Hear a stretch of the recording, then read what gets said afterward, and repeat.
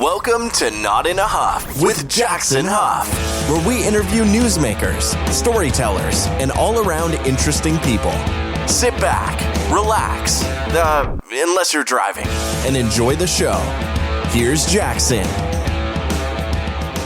Hello. I am Jackson Huff. This is Not in a Huff. Thanks so much for joining me. As always, really appreciate it. We're back for week 2 of my conversation with Aliya Kasabian. Now, I've had some two-parters in the past, and oddly, it seems like the second episode always gets more listens than the first, and I always am like, how did that happen? Did people listen to the second episode twice, which I hope is what happened, and it's not that people just listened to the second episode and never went back to the first, because that's crazy to me. Some of the other ones, I think the conversation was a little bit better self-contained than this week.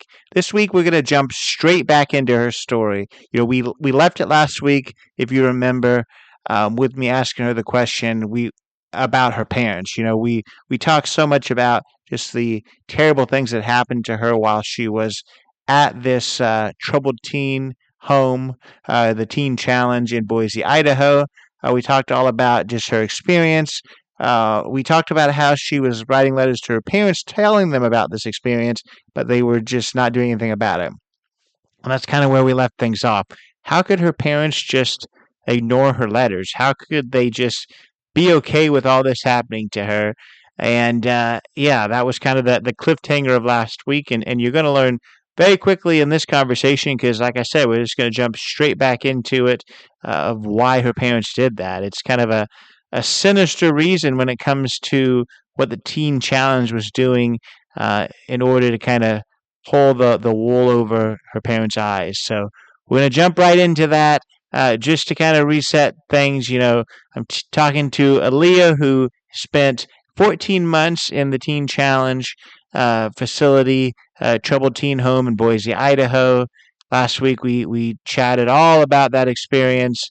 This week, we're going to cover what her parents heard from all the experience, what they think now. We're going to talk about leaving the place, graduating from the program, just kind of the PTSD she deals with now and dealt with even stronger when she first left. We're going to talk about what she's up to these days. There is some portions this week because this conversation was over 3 hours long, and I had to pare it down to 2-hour episodes. So, there's obviously some times I had to do some editing, which I don't ever like to cut out any stories that people tell. But this week has a little bit extra editing just because of, the nature of different things we were talking about were things that may be easier to remove from the overall story, but certainly not from Aliya's story as a whole. I only tell you that because one or two times maybe she's going to reference a story that you may have not heard, but I don't think that's too much of the case. But I never like to hide when minor things are edited. When it comes to just whole blocks of questions I may have asked, but never change anything that anyone ever says. But yeah, we're going to jump right back into it, literally right almost mid-sentence. Here is Aliya Kasabian. We've already talked about how, all of these punishments were wild. The rules were really, really crazy. You wrote your parents about, them taking away tampons and your mom agreeing to send some. All of these things make it seem like the normal person would be like, okay, the kid writes their parents about all this terrible stuff. The parents think, oops, this is not a great situation. Let me get them out of here. You were writing your parents. You were saying really bad, things were really, really not great, but your parents were not pulling you out. And you kind of learned afterwards why that was the case. So talk a little bit about your letters and then how, the place kind of, construed those and made your parents and all parents not realize just how bad things were. Yeah. So I think the program really preys on being a middleman in communication between a child and their parents and having control over what they believe, because obviously when your kid is sent in here, you're putting more trust in the leaders of this program than you are in your kid. That's the baseline. Parents are actually sent. I have this document. I actually didn't get a hold of this document until a few months ago. My mom shared it with me because I was asking her to send me some stuff. And it's super long. I don't know if you can see that. Bunch Very, of very long. pages. Like, but yeah, like little fine print, it seems like. Yeah. And it's called Emotions Overview. So parents are sent this before you even get in the program. And it basically outlines stage 1, stage 2, stage 3, stage 4, stage 5, stage 6 of what your girl is going to do, how she's going to act, how she's going to try to, quote, manipulate you, and how it's going to all come together in the end. So I close this blank. Okay, cut off a few words. So parents are given this document. I'll kind of summarize what it says. Stage 1 is crisis resolution. It tells the parent that they're going to feel some relief, some mourning, and some grief. They tell them it's hard to know how to feel. And it says some students' first reaction may be one of rebellion or outright defiance. It also says, oh my gosh, this kills me reading this, because when you get there, you either it really is, you either defy everything or you genuinely are like, okay, tell me what I need to do to get out of here. And they tell you at the beginning of the program, you don't need to be a Christian to graduate this program. You just need to do your 12 contracts and get out. But then it says, however, most girls conform. Overcompliance with the rules is not uncommon. We also see the misuse of spirituality at this stage. The motive for overcompliance can vary. Some are trying to prove to others and themselves that no problem exists, while others try to impress or build rapport with staff members. It is not unusual for girls to be quiet, withdrawn, or apathetic and guarded in this phase. So basically, what this outlines is there's no way to win when you first get there. You're in the wrong. If you defy, you get in trouble. And if you overcomply, you're being watched because you're being fake and you're trying to gain rapport with staff. What's wrong with trying to gain rapport with staff by being good? Isn't that what they want? It also says that the parents are going to feel relief and to basically enjoy that relief. Stage 2 is stabilization. It says you're no longer in crisis mode. Your daughter begins to be in the routine of the program. She'll learn the system, learn what is expected. It says through months 2, 3, and 4, you are likely to notice that your daughter becomes increasingly negative. She will badmouth staff, the program, other residents, and events. Comments such as, "This place is not helping me," and "I am bored here," are common. Your daughter, this is crazy. Your daughter is only testing your commitment to keep her here for the entire length of the program, and complaining is her way to do that. So, it's like no matter what you say, they've already been told you're going to make things up, and it's a test for them. So not only are they warning them, they're kind of putting something on the parents of, you're going to be tested by your kid. Can you handle it? And then that, I mean, goes into a sense of pride in the parents. But so yeah, I was writing my parents. I wrote them my first letter and basically just said how depressed I was, how this wasn't the place for me, how I felt angry. And then I wrote them another letter about a week later saying that I understood that I was in the wrong and that I needed to work on things, which honestly was so true. I could have been healed by being there for 2 days and seeing what I needed to be thankful for more because this environment existed. My parents had a thing with us growing up, and as we all kind of became teenagers, they told us, if you're ever in a situation where you really need our help and you really need us to come get you and you don't want us to ask any questions, send us a red X over text and we will come, no questions asked. I never used that X, and I was in so many scary situations as a teenager. In my second letter to them, I was very apathetic and very emotional. There was a footnote on the side that said, I'm scared of being here and I'm going to act like I'm okay because I'm scared of punishments here. Um, and I basically said at the bottom of the letter, I said, this is my red X to you guys. I need you to believe me. I need you to trust me that this place is not good. And they didn't respond well to that either. And I started to get confused because as much as I knew me and my parents had conflict, I was like, my parents are good. Like, I know they are good people. So what is going on? Eventually, I was like finding little things to report to them that I thought would be more logical. Like, we were eating this expired chicken for months, and we would ask, like, why are we eating this expired chicken? And they're like, oh, it was in the freezer. It's fine. That's not how that works. So I'm eating expired deli meat, and I write them about that. I'm like, okay, if nothing else, they have to be worried about my health.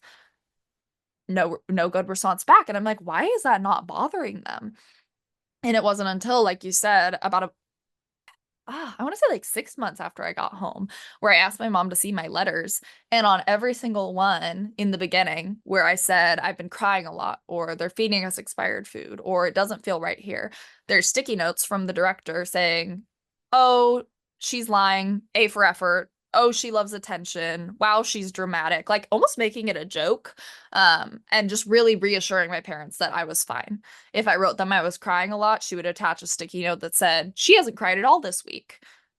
Which, how do you know that? Because she only came around like once a week, once every 2 weeks. She was like God there. Like, if you saw her, since you knew she was the way to get home, it was like you just wanted to act really good in front of her. But yeah, parents are totally manipulated. And even in phone calls, which you have to earn after a month of being there, you're in a room, you get 15 minutes. There's a staff listening on speakerphone with you, and they're literally doing like a court paper, like typing everything that's said and then send it to their director. So, no way of private communication, basically. That's terrible, just because I feel like they've kind of realized normal human responses and normal responses to coping with traumatic situations, and basically Mhm. just laid it out. So parents basically just discount all of those normal emotions. So Absolutely. that's that's really, really awful for sure. And I want to, we've covered a ton here. I want to get you out of this place. So Yeah. my question is, this is that question I told you about earlier. And is there parts of this that we haven't covered that you still want to cover before we start talking about how you graduated your program and life afterwards? Yeah, so I'll just hit a couple points I have in my notes. I like put exclamation points next to the thing I need to remember to say. Sure. May not all be in order, but one of the big things was there was a girl there who started having night terrors. Um, and they were really, really bad. So the first one happened around Christmas, and I woke up and I was so scared, like blood-curdling screams and just like banging on the walls. And I was like, what's happening? Eventually, this became like a every week or every day occurrence. And this girl, every room she was in when she was asleep, she was flipping mattresses and punching holes through the walls and like knocking paintings off the walls. And everybody would just wake up, come to the middle of the room, and I would have to go grab noise canceling headphones for girls with trauma. Um, so it's just like a group of girls having panic attacks and somebody who's having a terrible night terror and it's not being dealt with. Um, Eventually she got moved into like this music room with a mattress, punched holes all through the walls. Um, and all they ever did for her was like pray over her. So that just like wasn't dealt with properly. Um, one, two like moments in the beginning of my program that are like good to touch on. Just like capture the emotions I was feeling. Like another like movie moment, right? Like something I remember very vividly. One of my first Bible studies, I was asking questions, like a lot of questions. And I'm sure some of them were like somewhat like argumentative, but I was never disrespectful. So I asked a few questions, and then eventually the leader said, you're not allowed to ask any more questions. This is ridiculous. and I got so angry. I was like, oh, the only emotions that match the intensity I felt there is when I found out my best friend died. And like, I've never felt anything like that. It was just pure anger. So I'm sitting there and I bit like a fourth of the top of my lip off, and there was blood just like running down my face. And she just didn't care. So I just kept biting my lip, and it was just like blood, blood, blood. Um, yeah, it was awful. And then there was obviously girls there who suffered sexual assault before they came. One girl I knew was sexually assaulted, and the director of the program cornered her and was like, what did the rug feel like? When did it happen? What, like, interrogating her about it. And since she was so like, what the fuck is happening?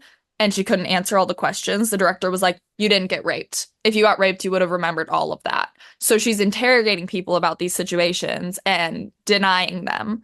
Um, and then this was from after I was gone. This is very, very important to put in. This is like top headline. The the healthcare. We were only allowed to see a male doctor. And these are girls who half of them have been sexually assaulted, at least. There was a girl, and I don't know if you know, there's a list online that you can find of all the deaths in the troubled teen industry since like the mid 1900s. There was one at a teen challenge, which is the same branch of facilities I was at, and it was for medical neglect. A girl died in the program. In my program, there was a girl who came after me. One of my friends shared this with me. She had been brutally assaulted before she got there, and her pelvic floor was messed up. She was in a lot of pain, but she obviously didn't want to go see a male doctor to inspect that. Eventually, it got really, really bad. So she was like, okay, can I just go to the doctor, please? It hurts so bad. She was denied the ability to see the doctor because of her, quote, promiscuous past. She now is infertile, and it could have been taken care of, but she was called promiscuous for being assaulted, and now she can never have children, which is insane, like absolutely crazy to me. Food is another thing just to include.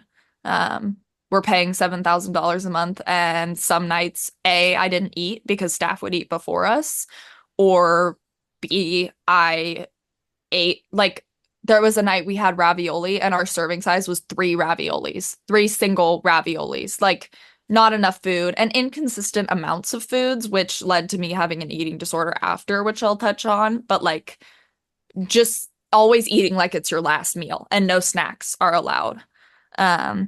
Going along with the strip search inconsistency, my third little sister, she was still figuring out her sexuality, and the owner of the program, Heather Shaw, I'm going through her bags because I'm her big sister. Heather Shaw goes in, does her strip check. She comes out and she says, she's laughing. She says, she can say whatever gender she is, like whatever she wants. I saw boobs. And she's like laughing. And it's like, why are you making a joke about a minor's strip check? Just so inappropriate, and so much making fun of girls in crisis mode. I would say the last thing that was big, just like experience for me, that was really tough, was I was in like probably my 8th or 9th month, doing really good. And this is just like, it's so, even now, it's like hard to talk about because it's just disgusting. But I was mopping the floor because I was on kitchen help, and a girl comes up to me randomly out of nowhere. She goes, hey, just so you know, like, there's a rumor that you've been masturbating in your bed, like at night in front of everybody. And I was like, sorry, what? I dropped my mop. I ran into the industrial freezer and just like sobbed my eyes out, because what do you do in that situation? You know, it's one of those rumors where, like, while it doesn't matter if everybody believes you that it's not true, it's something that's now put into people's minds, and it's just like awful to know that they're thinking about that when you walk into a room. So I'm like all torn up, and I'm just having such a rough time. So I'm talking to a staff about it, sobbing my eyes out, and I'm like, I end the conversation and I'm like, I just really can't wait for my phone call this weekend. Like, I need to talk to my mom about this. Like, I need some comfort. And she goes, it's kind of a disrespectful topic, so I wouldn't talk about that in your phone call. And I was like, what do you mean? And she was like, you can do whatever you want, but like if I'm the one taking down notes for your phone call, I'm not going to write that part because it would be disrespectful for Heather, like for her to read that. So just like again, with like not even being able to like express my emotional hurt to my parents while I was there. Yeah, it was just very, very controlling. I've never felt like I felt there. And I live to be sure that I never make anybody else feel like that. I think just evil, so much evil in that place. Yeah, yeah, and I want to get to, you leaving the place, but just to touch on one of the things that you mentioned that just is baffling to me, and that is around the girls who were there, yeah, that had experienced some kind of sexual trauma, Hmm. and the example that you gave with the person saying, "Hey, if you can't remember everything, it means it didn't happen." That is extremely, extremely Horrible. awful, just because I've I've had this podcast for a long time, and I've talked to people who have dealt with sexual abuse, and whether it's members of the clergy or a lot of other things. I've had people on that literally remember that the trauma was so bad that they don't even their mind has blocked it out, and Yep. they remember 30 years later. So to tell somebody that just because they don't remember everything, that it didn't happen, is extremely, extremely troubling. Wild. And I mean, that's a scientific thing, something that was explained to me about my experience in Idaho. Like, I still have large memory gaps from being there because it's just like a survival mode. Your brain just does it for you. Yeah. So let's talk about leaving. Yeah. I how long were you there, and how did you finally graduate the program? So I was there for 14 months. I graduated early, actually, which is crazy that 14 months is early. Um, I got there in June of 2020 and left August of 2021. I got out by basically just doing exactly what they asked of me. I just became, and it needs to be noted that I did not have the mindset of fake it till you make it. That wasn't an option for me in there. Um, it's what I would do now, being secure in myself and my beliefs, but I was lost. I didn't know what I believed. I still felt religious guilt, so I thought maybe God does need to find me and maybe this is maybe I deserve this. So I started to take on more responsibility and like it was big. Stockholm syndrome really got me. Being so beat down and then finally being told that I was doing something right felt like the first breath of fresh air in so long. And when you start to see little glimpses of yourself doing well, it starts to kind of fuel you and it's like, okay, maybe I can make it. Maybe I can tough this out. Um you get your first visit with your parents about 6 months into your program and it's been so long that you don't want to risk having to start your program over by telling them something. So you just kind of keep it to yourself. Parents, like you want to see them so bad that you don't even think about the program. It's just like somebody after so long. And they tell the parents if we ask to go home on our parent weekend to just take us back right away and we lose our visit with them. So they know that to us it's not worth the risk. So I held out for my parent weekends on my birthday, my 17th birthday. It lined up with a parent weekend, so I got to see my siblings for the first time. It was like my third parent weekend, and that's when siblings could come. I'm very close with my siblings, so that was awesome, but also really sad. I have this memory of just like how fucked that birthday was. Like, my actual birthday was the day after parent weekend, so they got to come to church in the morning. It was a Sunday, but they had to leave on my birthday. And I remember it was my last day of seeing them for a few months, and they walk into church and I see them and everybody's like giving me a hug, and it took them like 10 minutes to be like, "Oh my gosh, happy birthday." Like they forgot it was my birthday because it was just this like whole thing. It was not good. So yeah, I mean once I got to that point, I was like, I'm so you just kind of like I'm so close at this point, like I can do it. And I'm getting praised by all these people, and I'm getting better at praying in front of people, and I'm feeling what I think is the Holy Spirit um guiding me, and I'm getting responsibility to teach younger people how to survive this program. And eventually it's not even survival, it's like, yes, this place is really hard, but I'm a Christian. God's going to provide for me. This is what's meant for me. I got to a point where my saying was discipline is love, which is so messed up, but that is truly what I believed. Love is discipline. So yeah, I got sat down on one of my last parent weekends. I think it was a June parent weekend. So it had been a year since I've been there. And they pulled me into a room and basically told me that they were thinking of graduating me in August instead of October. And I didn't even let myself get excited. I just said, you know, how much of a chance is that? Because one thing you learn there is that hope is fatal. It's not something you can have. So, you know, I just sit there. I'm like, you know, what are the odds that that happens? And they're like, we're graduating you in August. And I just like burst out crying, like so excited. So they planned a home visit for me. I got to fly back by myself in July of 2021. I got to stay home for about a week. I still had to follow all the rules of program, and I did. I My best friend, her name's Annie, known her for a long time. She found out that I was going to be back or something, and I wasn't allowed to talk to people I knew when I got back. And it's so wild. This just really shows how brainwashed I was, because in like the first few months, if I had seen her, I would not care what punishment I got. I would go up to her and give her the biggest hug ever because I love her. When I got back on that home visit, we pull up to my house and she's like walking up to my doorstep because she had a gift for me.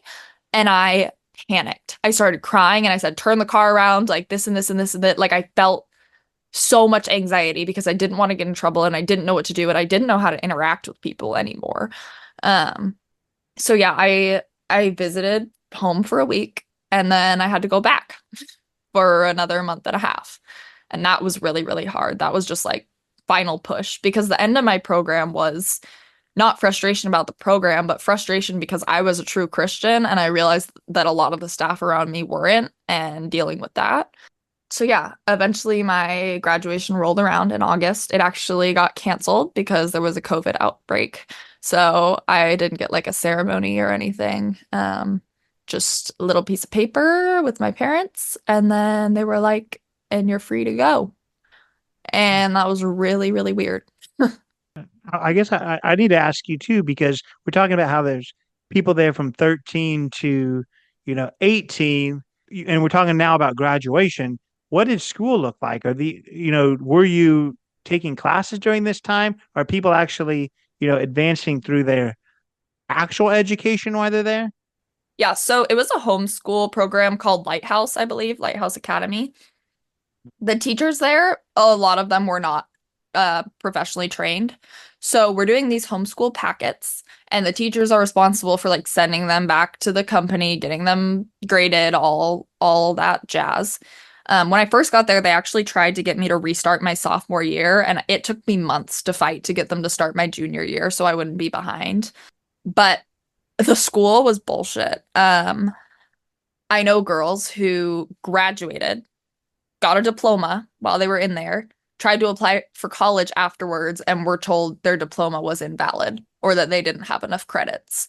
So people's futures were getting messed up. I lost art credits. I didn't get to take AP art when I came back to school. Yeah, the school was not good. Also, I was tutoring girls all the time because teachers didn't know how.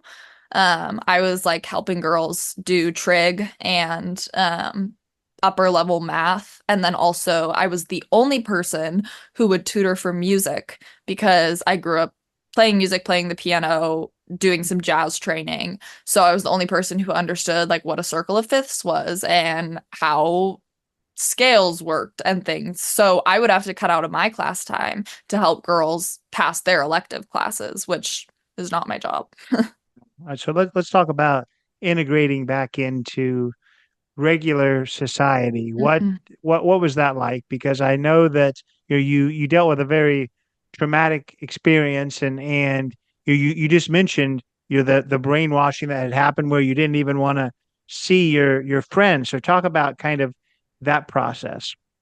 Yeah, so when you get back and when you get towards the end of your program, they really um try to convince you to not be friends with or talk to anybody that you were friends with before. And they kind of use the concept of like, if they let you be the way you were before, are they really your friend? You know, like if they didn't tell you you were messed up, are they really your friend? So that really got to me. And I had such intense guilt at this time when I got back. And that, even to this day, has been my biggest problem. I mean, you can only imagine how if you take a girl who's struggled with guilt their entire life and convince themselves they're doing things wrong even when they're not, and then put that girl in a place where they're told everything is their fault, you can only imagine what that does to like the head, you know? So when I got back, the first night, we stayed in Idaho for one more night after I graduated. My parents took me bowling with like another family, and I got to sleep in like a real bed first time. And that was awesome. And then we drove home. We just drove back to my house, back to the same house that I was always at. And it was really, really weird. I was so happy, but it was so odd. I felt so disconnected from myself. And I think the first month, the joy kind of overtook whatever bad feelings were starting to come up. But I got a job. I was working for who's actually the mayor of our town now. Her name's Rosario. I worked at a taqueria down in the old town of our town. I was still doing homeschool. They convinced me, not to go back to public school.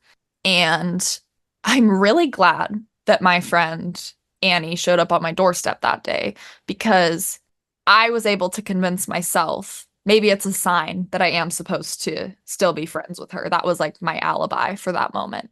So I talked to my parents, asked them permission, and we set up a day to meet at a coffee shop we always used to go to. I saw her for the first time. We both cried and we talked, we caught up, and I talk with her about this moment now. And I'm so thankful that she and some other people had so much patience with me when I got back because she was like that was not even you. Like I knew you were in there, but like not you at all. Like my siblings were really concerned when I got back because they could tell I was just like shell shocked, like really messed up. Things started to come out after I actually ended up visiting Idaho again after I graduated. I was still dedicated to the program, saying it saved my life, and I wanted to go see my sisters again because that was all I knew.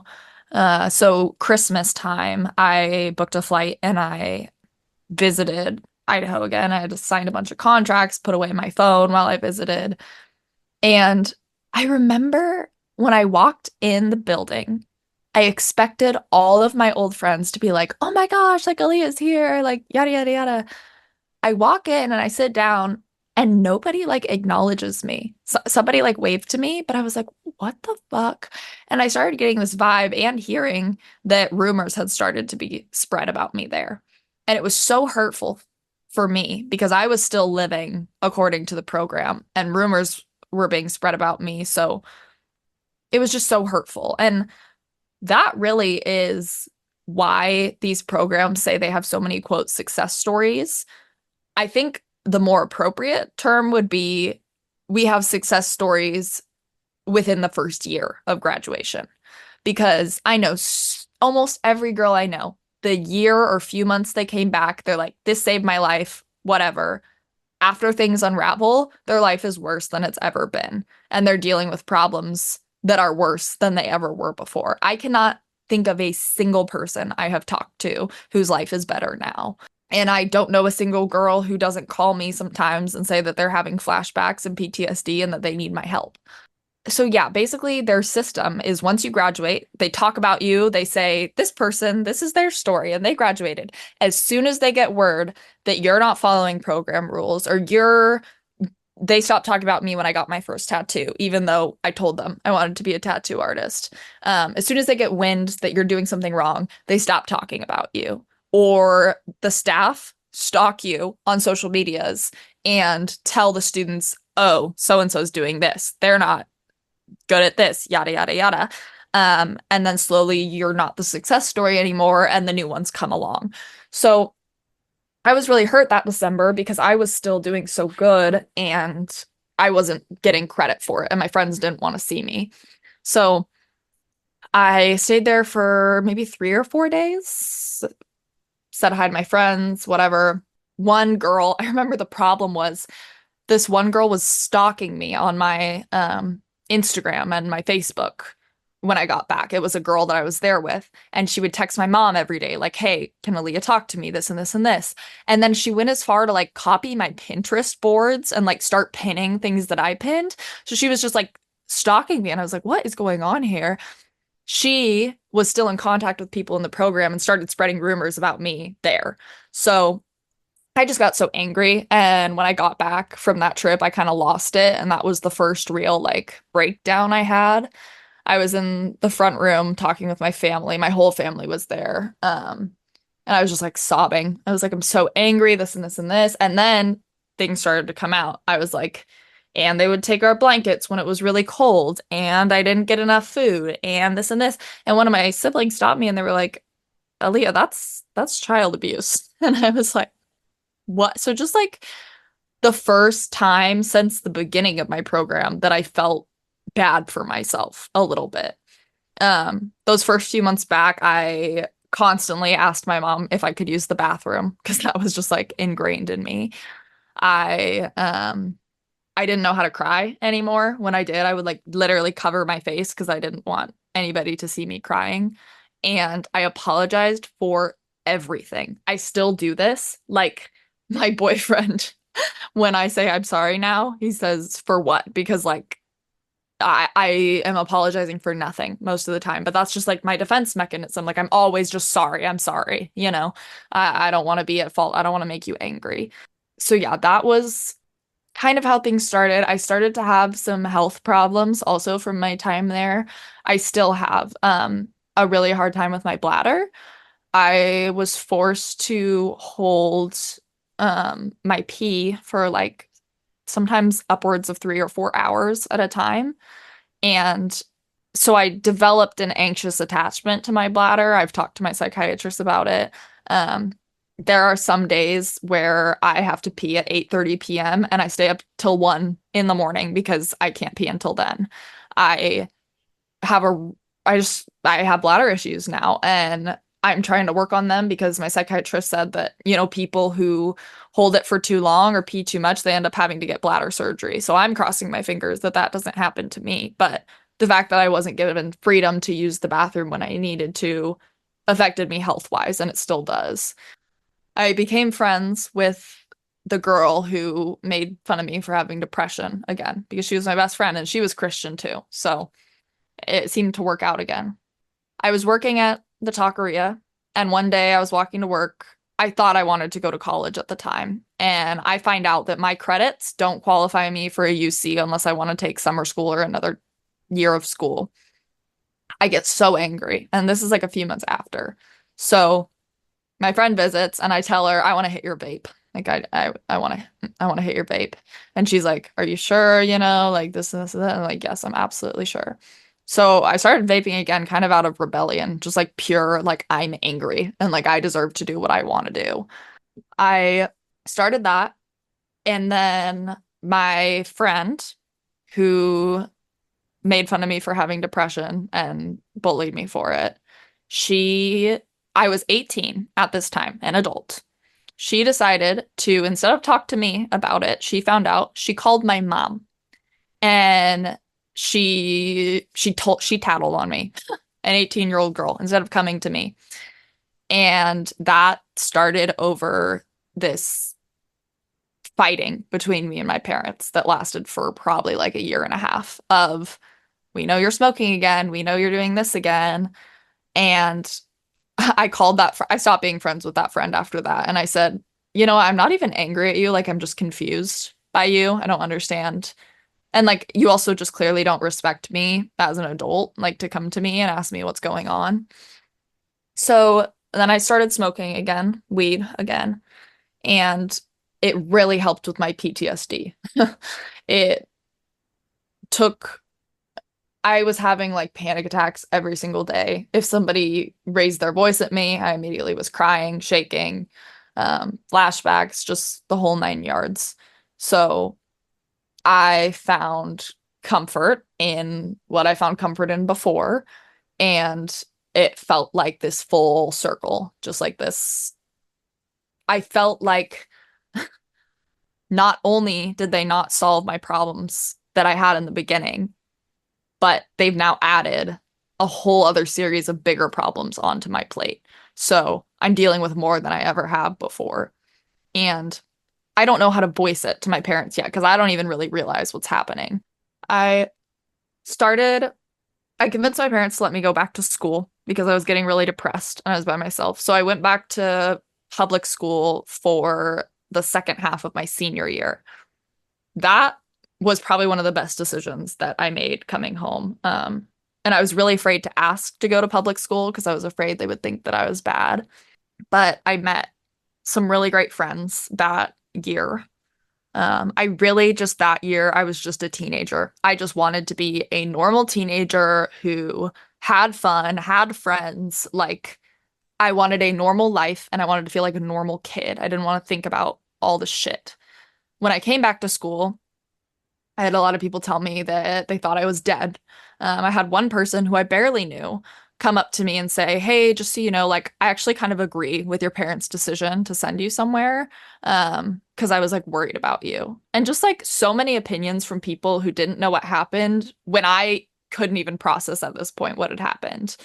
Um, I ended up meeting my best friend now, Kyla, and my other best friend, Danny, in school, and we got really, really tight. I was closer with Danny in the start, and she was the first person that I met who like she really wanted to hear about my experience. Like it wasn't like me being like, "Oh, this and this and this happened," and then being like, "I'm so sorry, this happened to me, yada yada yada." It was like, "Oh my God, tell me more," or how was this like? Or, and then she would tell people about it for me. Like when we would go out, she would be like, "Aliya, this and this and this and this." And she would take me to her house with her parents and be like, "Aliya went through this. Can you believe that?" And then they would comfort me. She was the best ever. And we just were so alike, like our thinking and our struggles. And she just understood me very well. I want to ask you about your parents and Mhm. their, I guess, once you came home and they realized what you were saying was not made up, it was, a terrible situation, something that they put you in. You said, and I got to believe it. I got to take your word that they were coming from a very good place, not knowing what happened. They were a victim as well to the entire scheme. So, what is your relationship with them now? And how have they dealt with all of it? I mean, I feel like there's got to be a little bit of guilt there from them too. Absolutely. So when I got back, like I said, especially when they found out I was vaping again, and I also didn't know that they were being lied to. I kind of thought that they were just discounting me. So there was a lot of miscommunication there, and we fought for a really long time. Um, I I would get really angry at them, like out of nowhere. And then they would be like, we didn't know you were still upset about this. I really, really, really just craved like an apology that was self-induced, not me complaining and then them saying, well, we're sorry. The best that I would ever get from them was like, if we would have known what was going on, we would have chose differently. But I just wanted like we're so sorry for putting you through that. I was super angry at them and like I blamed them for a lot of it for a long time. My relationship with them really started healing during the time I was living with my boyfriend, Christmas of last year. I contracted CHS again, which is cannabis sickness. It's just when your body can't just rejects it. I also have acid reflux, so that makes me more prone to it. So I lost like my biggest coping mechanism in an instant. I was in the ER and it's like a super horrible sickness. It's a lot of pain. And we had been through this before when I was 15 and it was really uncomfortable and really scary. And going through it again, I felt like such a failure. Like I felt like my mom was right this whole time. I felt like I was stupid. And my mom was just so gracious throughout the entire process. She never said anything that made me feel dumb. She never, I don't know, she was just kind and wanted me to feel better. And I went to my psychiatrist after that, and he wanted me to come in. And the first thing he said was like, I know you're feeling guilty and you're feeling like this is a bad thing, but I had gone at that point from smoking like 20 bowls a day to smoking a half a bowl a day. So I was like, I don't understand why I'm being punished for this now. That was a big thing that was ingrained in me there, was like everything was a punishment or a lesson from God. When I would get my period early in Idaho, I would sob and ask God what I did wrong to deserve that, what he was trying to teach me. And so my psychiatrist basically told me, don't think of this as like something that you did wrong. Really, it's like your body's way of showing you that you're healing and like rejecting it because you're cutting down and you don't need it anymore.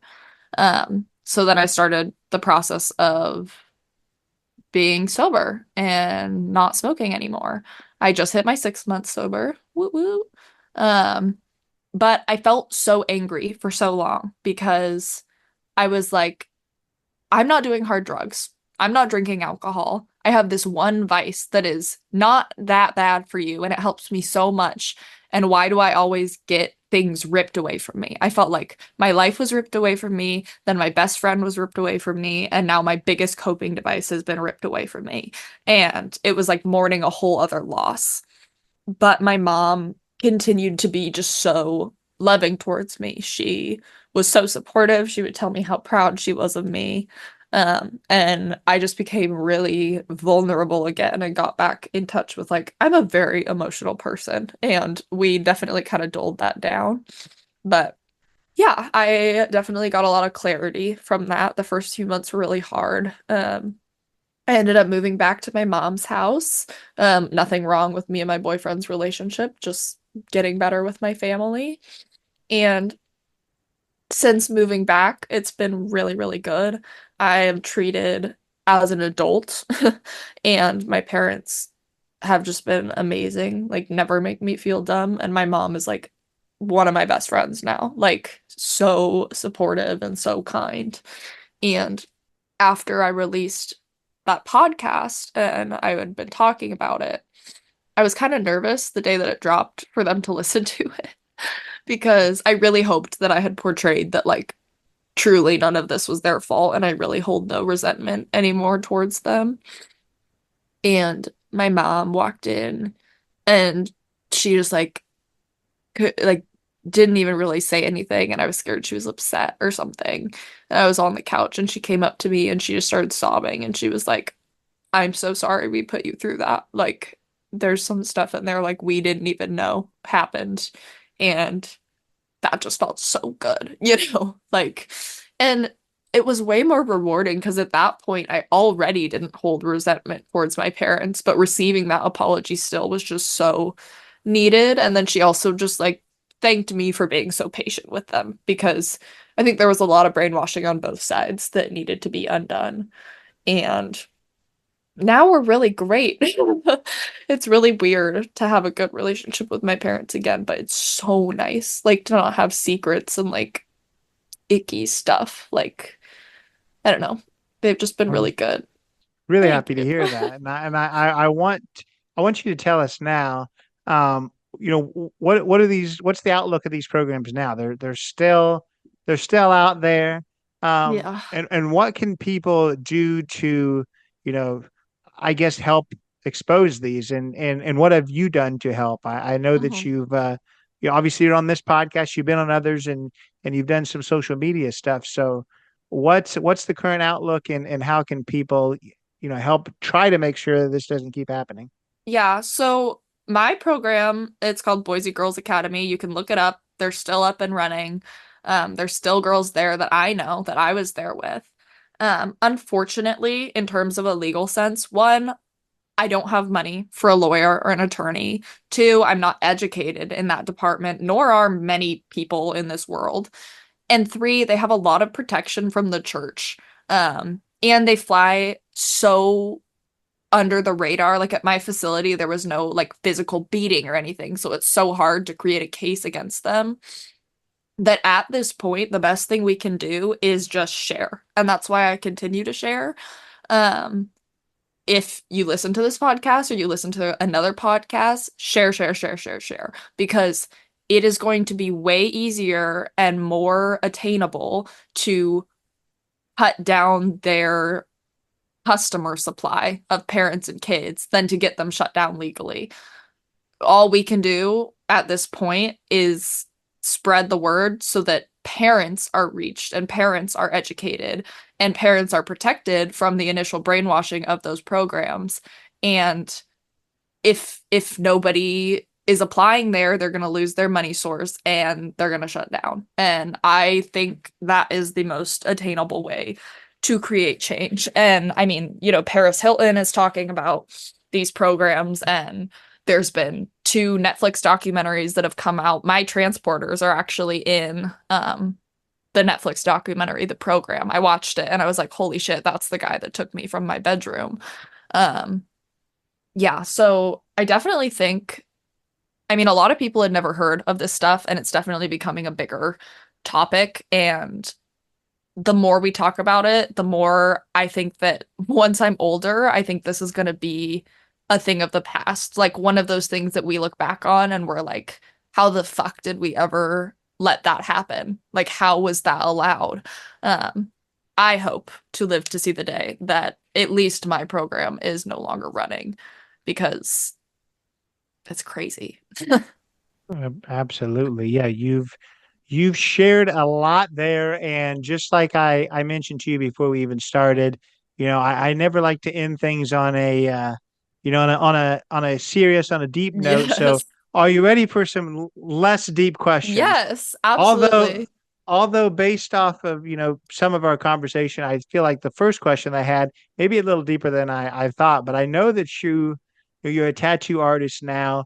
You spent so much time in your younger years, not being able to express yourself, at times not even being able to ask the question why. Hmm. So I thought it would be interesting, given that you're a tattoo artist, for you to tell us just a little bit about some of your tattoos, and what they mean. It's not a visual podcast, but if you can, I mean, you're welcome to talk Explain. about them. Yeah.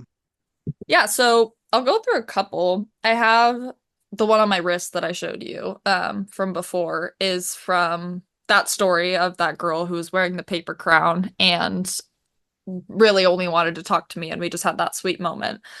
So I designed kind of like a where the wild things are type girl because that kid is wearing the paper crown the whole time, and it just has question marks coming down from the side. So that's just kind of in memorial of that. I have a butterfly on my arm that I drew when I was 15. And that one's actually a funny story. When I was in program, I remembered that drawing and I was like, oh, I need to find that because I want that to be my first tattoo. And the first day that I met with my friend Annie at that coffee shop, she opened her phone and a screenshot of that picture was her home screen. And I was like, where'd you find that? Like, I need it. Can you send it to me? And she was like, yeah, I want this to be my first tattoo. And I was like, you're kidding me. So now we have them matching, and they're just traced from my childhood. And then have you ever seen BoJack Horseman? I've heard of that one. I have three BoJack characters on my arm. I have Gina and Charlotte and BoJack's mom. Gina, she records like a movie with BoJack and he strangles her, and she chooses to tell the news that it was fake so that she isn't known as the girl who that happened to. Like, she just wants to forward her career. Charlotte is like BoJack's first love, but that's actually pretty dark. I'll skip over that. This one is BoJack's mom, and basically her son dies, and she has a surgery to remove the part of her brain that is able to love. So like I have like the scar on her head. And I just feel like those relate to me so Hmm. heavily. And then on my legs, I have a tattoo for Danny on the back of my neck, and then I also have a tattoo on my leg. I can't really get it up there, but it's a deer with like vulture wings. And just to signify that. And then we also had like a really weird day together about a month before she passed. And the number 3 was really like resonating in my head. And I turned my car around that night and there was 3 deer standing in front of my car. And I like stepped on my pedal to make them go away. And I swear to God, completely sober, they lined up in like a reindeer carriage formation in front of me and walked me out of my neighborhood. And then seeing the deer the night that she passed. And now like there have been so many times where I'm like talking to her in my car and a deer just like shows up and I'm like, okay. Like one day I was like, Danny, like, I don't know if you remember what it feels like to be a human, but like you have to understand that it's hard for me to know like if you can hear me when I'm talking to you. Like I would love like just a clear sign. And I was almost joking. And then that night I went out on my boyfriend's yard and there was 3 deer just like standing in the yard and I was like, okay, like I get it. um yeah, that's like a lot of my meaningful ones. My right thigh is mostly dedicated to my brother. He makes music. His first single was released in honor of me, and he played it for me on my birthday when I was in Idaho. So that was really sweet. And now, like, when he releases new albums, I tattoo them on my leg because he's very talented. That's really, really cool. Yeah, Yeah. I love that.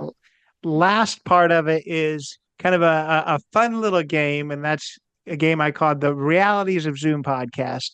Um, because, obviously the world of Zoom, we can show exactly what we want to show while we're podcasting. Most of this is not, no one sees it. So, I've Yes. I've had people in very, very interesting situations while we are podcasting. So, are you willing to answer a few questions about your current Zoom environment? Absolutely. All right. They're pretty easy, but any of them you can pass on. Okay. On my world, I can see everything pretty well because you even got a mirror behind you. I do. But are you using a computer or are you using a phone to talk? I am using my brother likes to game and he records music, so I'm in his room and I'm using a dual monitor computer with a Ooh. webcam and a microphone. All right. Well, the next question is a pretty easy one, and it's not gonna be anything too crazy. So since you're using a computer, is it where it should be? A lot of people prop up a phone or they have to put their computer on a box. Is it on a computer stand? Yeah, it's on a desk. He has this nicely set up. I didn't do any of this. I love it. Has there been any animals present while we were talking that didn't get their 15 minutes of fame? Yes. Our cat Felix is sitting on the bed behind me over here. There he is. Oh, there he is. I love it. And a big bass is behind you too. Yeah, there's a Like an drum actual set. stand-up bass. Yeah, standing bass in the corner, drum set over here, entire set, piano, and then we have a few guitars, and yes, Uh, we're a very musical, artistic inclined family. I love it. And this is one that I kind of see as well. I've seen your Jaguar your Jaguar, My pants. your pants. But this is a very professional podcast. You came to this professional Zoom. Mhm. Did you at least, are you wearing shoes to the podcast or at least socks while we are talking? No, you are not. No, I'm not. My dogs are out. Last question is, and this one, again, I can see your entire room, but Yes. if you were to show a 360, is the room in a state that you would be embarrassed about? No, because it's not my room. But Your also, brother's room. it's pretty clean right now. It's Yeah, looking good. There's the Legos the in the bed's not back. made. The bed's not made. The bed's not made, but there's a cat on it, so I feel like that makes up for that. Well, that's the entirety of podcast realities. You answer them all, and you did it in good humor. So I appreciate Thank that. you. Of course. I appreciate it. Last question is just how can people connect with you? How can people learn more about your story? You're welcome to shout out the other podcast. I had a mental lapse of remembering what the podcast was called. I'm not trying to be like the podcast that shall not be named, Uh, but we haven't said what it is. yeah, so I was on the podcast Was I in a Cult? It's on Spotify, Apple Music, etc. I definitely have gone into more detail here, but that's just kind of a good overall Mm-hmm. thing. In terms of relating to me and finding me, I have Instagram, TikTok. Those are the two main ones that I use. My username is kind of hard. It's it's Sandbox Boy, but all the O's are zeros. I'll put your username Okay. in the description. You don't have to get too Um, wild with that. and then if you're in California and you want a tattoo, my tattoo account is tats.by.lee, Li, on Instagram. And you can book with me through there. Little promo. I love that. Yeah. So yeah, I'm currently tattooing. Well, there's a lot of good places to connect with you. No, I appreciate it. I just want to take that last note. You said that you went into more detail here. So are you saying that if you had to pick, this would be the better one to listen to? I mean, we've got more detail. We've got a little more stories. And I mean, it's further in the future. You go. No, I'm just kidding with you. No, it's been an absolute pleasure. I really, really appreciate your time. Thank you. Me too. Thank you for having me. It's been great. I love talking about it. Absolutely. So that was the conclusion of my conversation with Aliya Kasabian. Just an honor to speak with her and really, really honored that she decided to share her story with me and in turn with you guys. She spent almost 3 hours speaking with me about her experiences both before, during, and after her time Teen Challenge. It was a really a scary, a traumatic experience. So to share that is never an easy thing, but I know that she does it because she wants to make sure that other people don't have to experience it. So thank you, Aliya, for being here. Like I mentioned before, this conversation was almost 3 hours long. So she was just so gracious with her time, and I think that we got a really detailed look at her story. Her story is just getting started. She's a young person who has great things coming up. I know that she's not going to be defined by her past, whether it's the troubled teen side of things that certainly didn't deserve the things that happened to her, and she's definitely not defined by what did happen to her there.